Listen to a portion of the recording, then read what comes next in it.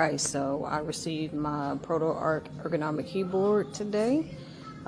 This is the box that it came in, and of course when I open the box, oops, excuse me, this is the second box that the keyboard actually comes in itself. I'm all about looks, so I kind of got excited when I saw the looks of the box. Very sleek, black, professional looking, elegant. And this is the keyboard itself. This skin came with it. Here's the keyboard itself.